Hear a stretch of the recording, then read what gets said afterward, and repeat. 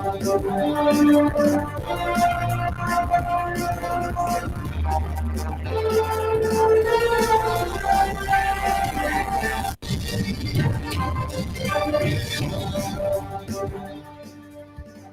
the radio service of Blaze Communications Network Incorporated, good morning and welcome to Blaze News Point.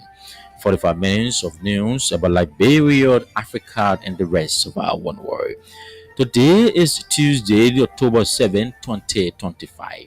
My name is Menso Mendy presenting this edition of the program.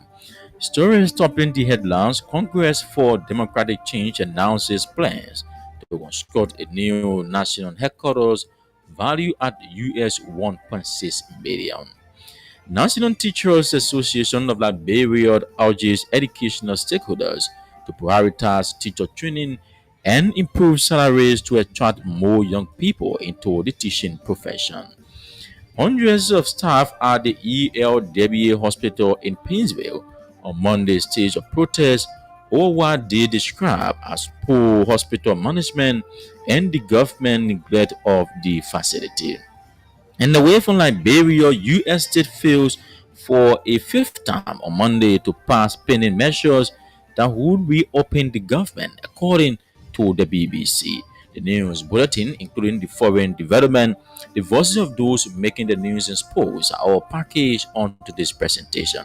First is Stephen Taru and the news bulletin. Good morning, Stephen. Good morning, Mandy. The Congress for Democratic Change has announced plans to construct a new national headquarters valued at US dollars 1.6 million. Chairman of the CDC Headquarters Construction Committee, Representative Afonati Kofa, disclosed that the groundbreaking ceremony for the project will take place on October 18, 2025. Speaking at the press conference held on Monday at a local hotel in Monrovia, Representative Akufa said the new facility will be located along Tupman Boulevard in Town. According to him, the ultra-modern building is expected to be completed within 6 months and will serve as a central hub for the CDC's political, administrative, and strategic operations across the country. Representative Kofa described the project as a symbol of renewal and institutional growth, reflecting the party's broader plan to modernize its infrastructure and decentralize operations throughout Liberia. Also speaking, CDC Chairman Janga Cole revealed that the event will mark a major milestone in the party's history and called on all citizens, supporters, and sympathizers to turn out in full force to celebrate the occasion. The National Teachers Association of Liberia is urging education stakeholders to prioritize teacher training and improve salaries to attract more young people into the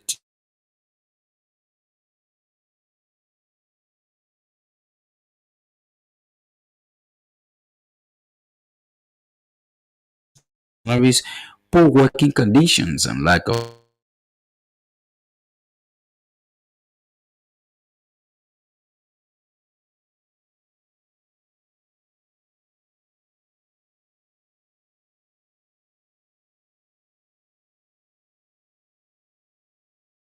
motivation from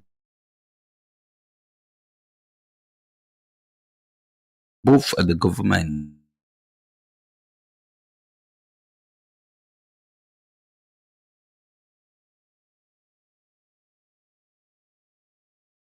and private school. Probably for Teachers Day, asked about the National Teacher Bond County. The Secretary General White is across Liberia for tomorrow.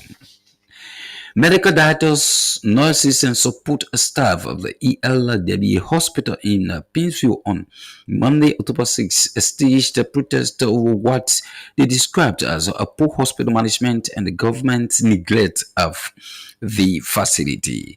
The protesters heading placards and chanting slogans accused both the hospital's administration and relevant government agencies of mismanagement, low salaries, misuse of donor funds, and a lack of essential medical supplies, all of which they said threaten the quality of healthcare delivery at the hospital. Reading agrees a petition at the ELW hospital compound. Spokesperson Michael Doctor said workers were acting in peaceful defiance against injustice and poor leadership. He added that the lack of proper management of medical materials continues to jeopardize the lives of struggling Liberians seeking treatment and poses a serious risk to health workers themselves. The aggrieved Estavos also accused the serving in Mission Liberia's country director, Nicholas, of failing to demonstrate general commitment to the addressing the hospital's problems. They allege that the missionaries are using religion as a cover to exploit the institution rather than improve its services. Dr. Fuller claimed that SIM receive US 312,000 annually for electricity, yet conditions at the facility remain deplorable. The National Road Fund of Liberia has donated two vehicles to the Ministry of Transport to enhance the monitoring of overloaded vehicles plying major highways across the country. Speaking during the presentation ceremony, NRF manager Jessica Wento said the donation aims to strengthen the ministry's enforcement capacity in monitoring vehicles that exceed weight limits, which often damage roads and bridges.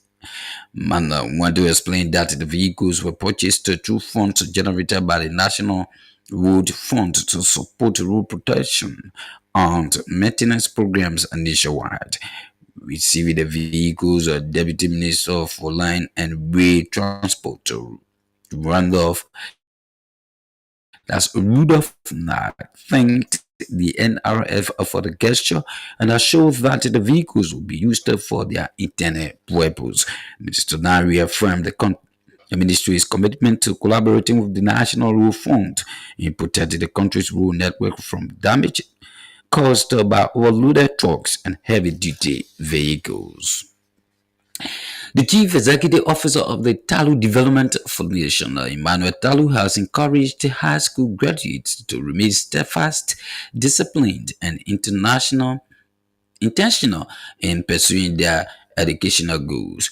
Speaking as keynote speaker at the graduation ceremony of the New Life Christian School in Duaza Community, Lower Magibi County, over the weekend, Talu reminded the graduates that while they have reached an important milestone, their journey towards success and self-fulfillment has just begun.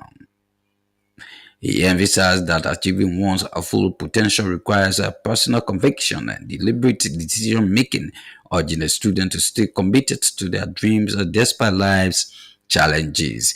Talo, who also serves as the CEO of the Talo Vocational Training Institute, encouraged the graduates to develop values such as restraint, discipline, honesty, commitment, loyalty, respect, and innovation, as these traits are essential for success in society. Meanwhile, Talu highlighted the growing influence of artificial intelligence across the world, stressing the importance of technical and vocational education as a path towards self-reliance and sustainability. He noted that acquiring technical skills can empower young people to become productive citizens while pursuing higher education. Western Cluster Liberia Limited has donated 200 bags of cement and 10 bundles of zinc to the education sector in Electoral District Number 3, Bomi County, as part of efforts to improve learning conditions in the area. According to reports, District Number 3 Representative Sam Majala reached out to the company for assistance following concerns over the deteriorating state of schools across the district. The donation, which includes key construction materials, is expected to enhance school infrastructure and create a more conducive learning environment for students. Our Bond County correspondent Solomon Joe disclosed that upon receiving the request, Western Cluster acted swiftly by making the donation directly to the office of the district's lawmaker. He added that over 60 schools are expected to benefit from the materials, which will be stored at the commissioner's compound until renovation work begins throughout the district. Meanwhile, in related development, community leader Butch Master in Gonatown Electoral District Number 3 has taken strong measures against illegal drug activities in the area. The decision follows the recent deaths of a four individuals linked to the consumption of illicit substances. According to reports, the local leadership has vowed to work closely with community members and law enforcement authorities to curb drug abuse and ensure the safety of residents. Hundreds of residents of the Mankwa clan in Ruatodi district, Mosorado County, over the weekend staged a peaceful protest calling on the Liberian government to reinstate Foley Louis as a rightful clan chief. The demonstration follows a controversial decision by the Ministry of Internal Affairs to withdraw Louis' appointment shortly after it was issued by the Office of the County Superintendent. According to the residents, Louis received an official appointment letter naming him clan chief, but had his appointment revoked for within 2 weeks after already being inducted into office based on a directive from higher authorities. Speaking during the peaceful assembly, spokesperson Emmanuel Topa alleged that the revocation resulted from political interference, accusing Bon County Senator Prince Moe and other officials of influencing local government decisions for personal interest. Topa further claimed that some powerful individuals are using their financial influence to manipulate the local leadership structures in the area. Residents, including elders, youth, women, and traditional leaders are from more than 250 towns and villages within the Mankwa clan gathered in solidarity to demand the reinstatement of their chosen leader. The principal of the Creative Voice Academy, Reverend Phyllis Service, has challenged Liberians to elevate their vocational skills beyond our subsistence levels and move to industrial ventures that drive national development. Reverend Service emphasized that the key to Liberia's progress lies in cultivating an industrial mindset rather than relying solely in government employment. He made remarks on Saturday in Kakata Magidi County, where he served as keynote speaker at the first commencement ceremony of the Alexandra Vocational and Technical Institute. Reverend Service urged the graduates to start smart, remain disciplined, and stay focused on mastering their respective fields. He lamented that Liberia's slow development is due to largely to the absence of an industrial culture and over-reliance on government jobs. The Alexandra Vocational and Technical Institute's Kakata branch graduated over 13 students in catering, pastry, cake making, and cake decoration. Established by Liberian journalist Alpha Colley, the institute is a registered training institution dedicated to equipping youth and adults with practical, marketable skills to improve their livelihoods through trade and entrepreneurship. And away from whom the U.S. Senate failed for a fifth time on Monday to pass spending measures that will reopen the government. Competing proposal by Democrats and Republicans were both shut down, failing to meet the 60 vote threshold required. Donald Trump had reiterated threats of mass layoffs if another vote failed earlier in the day. Thousands of federal employees were furloughed or ordered to work without pay when funding for their agencies ended 5 days ago. But the U.S. president hinted that he was open to trying to end the impasse and possibly strike a deal with Democrats who are sticking to demands that the legislation address healthcare. Republicans are pressing for a clean funding bill. Blaze News. Stephen Talud with the news bulletin. And the foreign development is indeed a record of featured on Blaze News Point.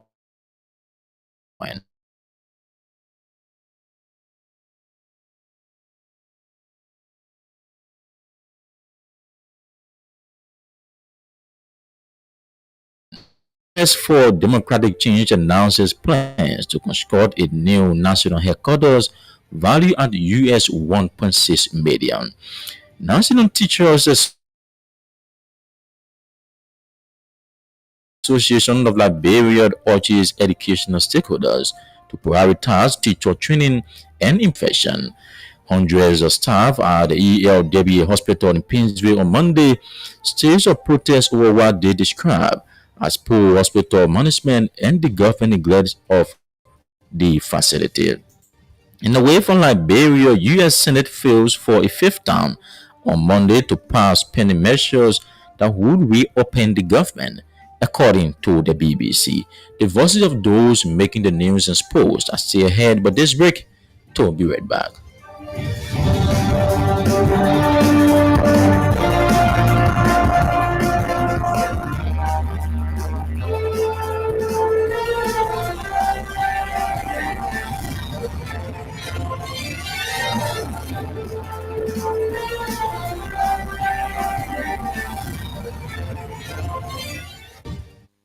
Welcome back to Blaze News Point. We'll now take our first development.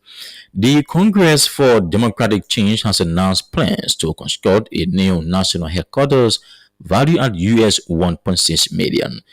Chairman of the CDC Headquarters Construction Committee, Representative Fonati Kova disclosed that the groundbreaking ceremony for the project will take place on October 18, 2025. Speaking at a press conference held Monday at a local hotel in Monrovia, Representative Kofa said the new facility will be located along Todman Boulevard in Concord Town, thus describing the project as a symbol of renewal and institutional growth, reflecting the party's broader plan to modernize its infrastructure and decentralize operations across Liberia. As you know, some time ago, the Standard Bearer appointed this committee, charged us with the task, leading a comprehensive effort to return forthwith the speedy and expeditious construction of Valley headquarters after our Bernard compound headquarters was before the eyes of a watching world was lawfully, viciously, and maliciously destroyed. And out of the ashes of that destruction comes today a new beginning for our noble party. We are here to announce today that on October 18th, the standard bearer of our party, former President George Manawia, officially break ground at our new party location in the area opposite the Greater Refuge Church. We are calling on all of our parties assemble on those grounds, declare them sacred to the CDC.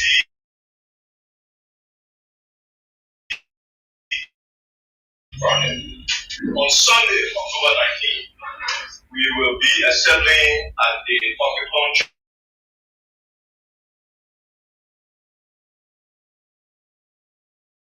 Church for Thanksgiving. Pride is of all of the current adversity. So again, we'll be asking all of our partisans, well-wishers, and friends to join us on the 19th for the Thanksgiving service. Also speaking, CDC Chairman Jangat Ko revealed that the event will mark a major milestone in the party's history and called all sedition supporters and sympathizers to turn out in their numbers to celebrate the occasion. We want to use this occasion to rally all citizens and sympathizers of the city that a date for the groundbreaking of the CDC National Headquarters construction has been announced for October 18, 2025. New CDC headquarters location, new location of CDC Global Airports. And so far indicated we are all set and we are mandating all structures of the party to begin immediate mobilization laws as we call on our people to turn out mass on our day for the airport construction. So as you may be aware that it was not we saw the video, the CDC National Headquarters was illegally demolished, and we saw on video demolition of the headquarters, which clearly it was illegal because we are full active and close ever to Supreme Court of the Republic of Liberia. demolition, destruction, malicious, everything to show that demolition didn't take place because they said it was an eviction. It turned out to be a destruction, demolition, the headquarters didn't have the notice location announced. Several actions were booted. The headquarters including a legal till not That's the voice of CDC chairperson Yangat Ko revealing that the event will mark a major milestone in the party's history and called all sedition supporters and sympathizers to turn out in their numbers to celebrate the occasion. Earlier on, you listened to the chairman of the CDC headquarters construction committee, Representative Funanti Kova, disclosing that the groundbreaking ceremony for the project will take place on October 18, 2025. They spoke when the Congress for Democratic Change announced plans to construct a new national headquarters valued at US 1.6 million. The National Teachers Association of Liberia is urging education stakeholders to prioritize teacher training and improve salaries to attract more young people into the teaching profession. NTAL President Mary Human said teachers across Liberia continue to face serious challenges including low salaries, poor working conditions, and lack of motivation from both the government and private school proprietors. Madam Human made remarks Monday at a ceremony marking World Teachers Day organized by the NTAL and its partners in Sarala, Bon County. As president of the National Teachers Association of Liberia, I call upon all stakeholders to renew your commitment to teachers. Let us strengthen teachers' education and training programs. Improve the welfare and working conditions of teachers. Include teachers in decision making at all levels and celebrate teaching as the noble profession that shapes all others. So our government and partner, I say, support teachers and you secure the future. Every great nation invests in its teachers, give them the tools, the training, and the trust, and they will transform generations. Fellow educators, as we celebrate this day, let us rise again with courage and pride. Let us see ourselves not just as employees, but as nation builders. Every lesson we teach, every child we inspire, every value we show, these are the foundations of Liberia's tomorrow. It reminds us that the future of our children and the future of Liberia depends on how we treat and support our teachers today. Here in Liberia, our teachers continue to serve with passion, often under difficult conditions, with limited resources, low pay, and little support.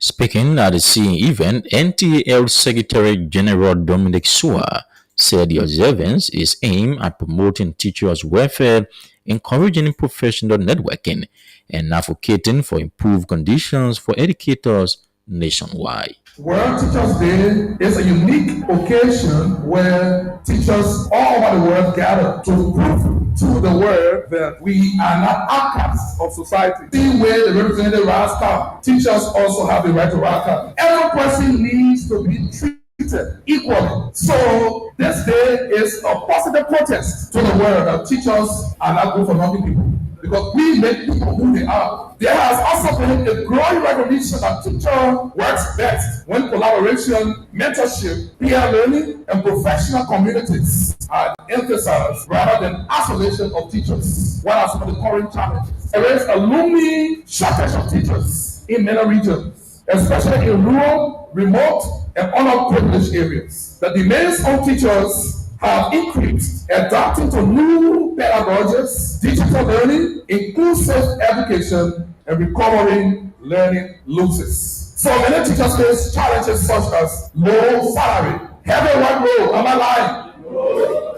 Lack of professional development, am I lying? No. Inadequate infrastructure. You have the right to write a whiteboard with backup, not chalk or blind alerts. But you decide to sacrifice to do it still. On behalf of the National Teachers Association of Liberia Secretariat, I extend warm greetings and profound gratitude to every teacher across our nation.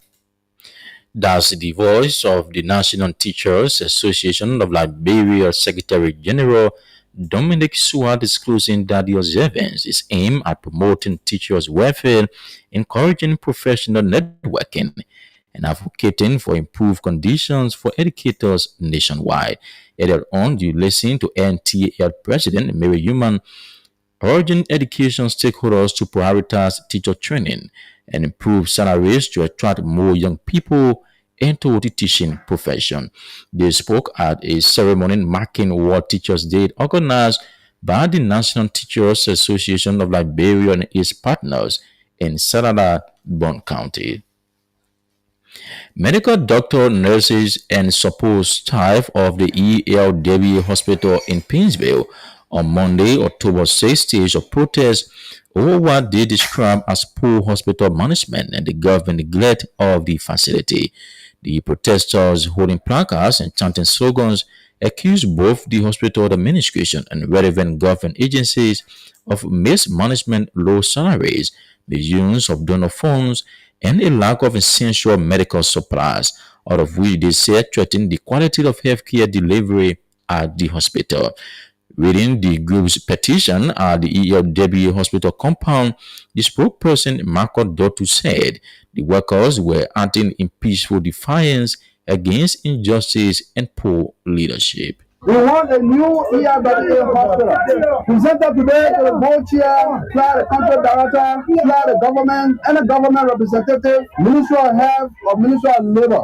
This is a copy to the legislature of the Republic of Liberia, Ministry of Labor, Ministry of Health, international community and diplomatic mission, civil society and human rights organization. On that date, October 6, 2025, we the suffering masses as ERWA hospital workers petition SIN Liberia and SIN International. We the staff of ERWA Hospital as a sub-unit of the ERWA Ministry, which comprises of physician assistants, nurses, laboratory technicians, pharmacists, pharmacy technicians, nurse aide, cleaner or janitor, all other support staff, and even contractor. Raised as one voice, stay united, not in violence, but in peaceful defiance of the injustice, low salary, unnecessary redundancies of staff, misuse of donor form, high level salary discrepancy, and the plan of SIN Liberia to narrow down a 125 bed space hospital, which is providing services to approximately 200 Liberians on a daily basis. We raise because our backs are against the wall. The futures of the employees of this great institution is in jeopardy. Since 1 year ago, we've been making all necessary efforts to resolve some major issues affecting the life of staff negatively with the management SIN Liberia at the hospital. The management SIN Liberia has paid their ears to our cry. We, the painful citizens, communicated our concern to Labor Standard Division, Ministry of Labor. The ministry responded partially to some of our concerns. Some of the issues still remain unaddressed. Today, under the leadership of SIN, who is the governing body of the ERWA Ministry, the hospital, which is one, this is number one income generation arm of ERWA Ministry, is seeking deeper in crisis, marked by worsening low salary, field doctors, work overload, field doctors, physician assistants attending to large number of patients and long hours of work. The aggrieved staffers also accused 7 in-mission Liberia's country director, Nicholas, of failing to demonstrate genuine commitment to addressing the hospital problems. They allege that the missionaries are using religion as a co-op to exploit the institution rather than improve its services. Dottu further claimed that SIM, which is serving in mission Liberia, receives US $312,000 annually for electricity, yet conditions at the facility remain deplorable. Since taking office, the country director in process of Nicholas has failed to demonstrate genuine commitment to the fight against the existing issues at the hospital, but instead making the situation worse for the staff, as well as draining the hospital in revenue generation. We want to categorically state that the missionaries are hiding behind the gospel to exploit the hospital. 7 mission SIN exploit the hospital in the tune of $312,000 United States dollars on a yearly basis for a purchase of electricity. This money is paid to SIN on a yearly basis, whereas buying current for Liberian Electricity Corporation is far less than what is being paid to SIN. If this kind of exportation, a question to be answered. Bad decision or negative decision at the hospital.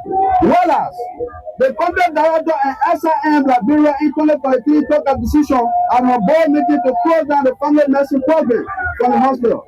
The family medicine program is an NGO and government partner program providing higher and specialized training for Liberian doctors. The program was funded by NGO, not the hospital, neither SIN. That decision led to the withdrawal of 18 Liberian doctors, thereby reducing the manpower and increasing workload at the hospital. That decision did not only reduce manpower, but bring the hospital patient intake, thereby decreasing the hospital financial intake and quality of care. The female ward was closed a few weeks after the family medicine program was terminated. The decision to close the female ward created inadequate bed space for the hospital, subsequently jeopardizing the hospital financial intake and adversely affecting the Liberian citizens seeking care at the hospital. The eye and GYN clinic were also closed in some part of this year. That decision brought more burden on the hospital financially. That's the voice of the spokesperson of the aggrieved health workers, Michael Dotwood, reading the group petition accusing serving in Mission Liberia country director Nicholas of failing to demonstrate genuine commitment to addressing the hospital problem. At the same time, they're accusing both the hospital administration and relevant government agencies of mismanagement, low salaries, misuse of donor funds, and the lack of essential medical supply. The National Road Fund of Liberia has donated 2 vehicles to the Ministry of Transport to enhance the monitoring of overloaded vehicles plying major highways across the country. Speaking during the presentation ceremony, NRF manager Josito Wento said the donation aims to strengthen the ministry's enforcement capacity in monitoring vehicles that exceed weight limits, which often damage roads and bridges. Manan went to explain that the vehicles were purchased through funds generated by the National Road Fund to support road protection and maintenance programs nationwide. You know, when you are driving during the heavy rain, you can really see the road stripes, the demarcation on the roads. So we have been working very closely with the Ministry of Transport to say that, look, we have some money to give you for your projects for roads, but these are the indicators. When you deliver on these things, then you have access to more funding. So we have been working very closely. In April, early May of this year, we did a test trial of what we call the Axolo, the Way Bridge at Clay. So it was in test for a period. Over the period since we started operation, just from using that corridor, we have raised up to $70,000 from that. We are employing about 6. So most of these things that we're doing, one, to generate funds that will be used for more road safety activities, and 2, to ensure that those who are helping us implement some of these important projects are also, how do I say, they are supported to implement their work. So with that, Honorable Minister from the National Road Fund, Mr. Nimra, please come, because Mr. Nimra is the engineer here, and he is the one that gave me the technical green light to say this project is technically sound, or this project has reached significant level of completion, and we can go ahead and make the payments. I'd like for you to join me so that we can turn over these keys to the minister that is responsible for real to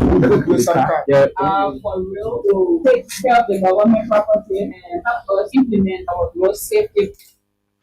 Receiving the vehicles, the Deputy Minister for Land and Rail Transport, Rudolph Knight, thanked the NRF for the gesture and assured that the vehicles could be used for their intended purpose. Minister Knight reaffirmed the ministry's commitment to collaborating with the National Road Fund in protecting the country's road network from damage caused by overloaded trucks and heavy-duty vehicles. And so the 2 vehicles being presented today, I would say they came the right time. They're going to help our people, our technicians, to ensure scrupulous adherence and implementation of the Axolo law. And so with that said, I'd like to use the time to also call on our drivers, the driving public, to please adhere to asset loan law to protect our road infrastructure. We can show the National Road Fund family that the 2 vehicles presented will be used for the intended purpose. And that is to ensure that, as stated previously, monitoring and ensuring that all the laws and regulations relative to ensuring safety and our roads are adhered to. Thank you so much. That's the voice of the Deputy Minister for Land and Rail Transport, Rudolph Knight, thanking the NRR for the gesture and assured that the vehicles will be used for their intended purpose. Earlier on, you listen to the National Road Fund manager Josito Wento disclosing that the donation aims to strengthen the ministry enforcement capacity and monitoring vehicles that exceed weight limits, which often damage roads and bridges. Well, at this juncture, we now go to Stephen Tadu for the Passion of Last Post. Tommy Songo included in Lone Star squad for crucial 2026 FIFA World Cup qualifiers. Lone Star stand-in coach Thomas Kojo has named a 25-man squad for Liberia's upcoming 2026 FIFA World Cup qualifiers against Namibia and Guinea-Bissau. The first match is set for October 9 at the Samuel Kanye Sports Complex, Eskidi for short, followed by an away fixture in Malabo on October 13. These matches are critical for Liberia, who have struggled to capitalize on home advantage in recent years, with just 2 competitive wins against Togo and Sao Tome and Principe in recent fixtures. Among those caught up is goalkeeper Tommy Sango, joined by fellow shotstoppers Ashley Williams and Gina Diyene. Now, 4 score quickly for the Liberia Lone Star. Defenders now include Prince Bade, Samson Doe, Emmanuel Foley, Kembo Camara, Jusu Dukle, Nelson Laumi, Philippe Tanu, and Misha Green. In midfield, Oscar Murphy Dolly, Divantier, Mohamed Sangari, Solomon Tia, Jebbe Kone, Yaya Bliti, and Ama Verkenen. For forwards, Nicholas Andrew, Edward Leonard, Daniel Tu, William Gibson, Ayuba Kosia, Suleiman Ba. Liberia will be aiming to make a strong impression in these qualifiers and improve their chances of making their first ever appearance at the FIFA World Cup. Still in Liberia, Nima District League second phase kickball category. Nima District League to resume Wednesday, October 8, 2025 at the Compass Sports pitch in Ganta City for the quarterfinal. Accordingly, the second phase, that's the quarterfinals matches, we have both first and second leg played on 2-leg basis. On Wednesday, October 8, 2025, District number 1 will host District number 9 in the kickball category at 2:30 p.m. While on October 9, 2025, District number 7 will battle District number 6, and on October 10, 2025, District number 4 will get in the serious clash with District number 2 girls. Sunday, October 11, 2025, District 8 will face District number 3 to complete the quarterfinal of the tournament. And lastly, from the African continent, the Confederation of African Football has made a major announcement ahead of the final phase of the 2026 World Cup qualifiers, with 11 points alongside Rwanda. Nigeria will hope for slip-ups from South Africa, and Benin will lead the group with 14 points. So Africa's Bafana forfeited 3 points and 3 goals due to a sanction from FIFA for feeding an illegible player. And that's the sports. So, Steven, quickly before you go, Liberia take on Namibia on Thursday, and they will go away on the 13th to Equatorial Guinea. What is the chance of Liberia qualifying? again, we on mathematical qualification, but I'm hoping that we beat our last three games, depending on the result from the other matches. That wish may give us a rise, and hoping that Tunisia to continue the winning spirit against the other team that are with us in the same zone. Again, we need the straight 6 points so that we'll do calculation with respect to Tunisia winning the last game. Okay, thank you so much, Stephen Talu. With the personal last post is indeed a record of featured on Blaze Newspoint. We don't take more development. The Chief Executive Officer of the Talu Development Foundation, Emmanuel Talu, has encouraged her graduates to remain steadfast, disciplined, and intentional in pursuing their education goals. Speaking as keynote speaker at the graduation ceremony of the New Life Christian School in Dwazon Community, Lower Margibi County, over the weekend, Talu reminded the graduates that while they have reached an important milestone, their journey towards success and self-fulfillment has just begun. He emphasized that achieving one's full potential requires personal conviction and deliberate decision-making, urging the students to stay committed to their dreams despite life challenges. What next? It is a simple question. Just two words. For its impact can shape your entire future. It may seem small on the surface, but it carries deep significance. As you walk out of this graduation hall, some of you will attend the biggest celebration. There will be music, dancing, and joy. The day will be filled with excitement, but after a few hours, the music will stop. The crowd will leave and life will return to normal. Then comes the real question, what next? This question becomes even more important when you realize that today marks just the first step towards the dream. Meanwhile, Talu highlighted the growing influence of artificial intelligence across the world, stressing the importance of technical and vocational education as a path towards self-reliance and sustainability. That's why I encourage you to consider technical and vocational education. The country is in dire need of skilled labor, plumber, welder, electrician, child labor, and more. These skills are the backbone of every developing nation. These ventures may begin little or with small skills, but they can grow, employ others, and keep wealth circulating in the world. Even if you pursue higher education, do not overlook opportunities to build a stream of income that supports your family today. I also urge institutions, government, and partners to create loan and microfinance credit for graduates from underprivileged communities. Access to small capital, whether to buy sewing machine, tools, or computer can make the difference between graduates who remain unemployed and those who live entire families out of poverty. Let me close with a personal. Some years back, I was overwhelmed with life, mental challenge. A mentor and a big brother sat me down and gave me two options.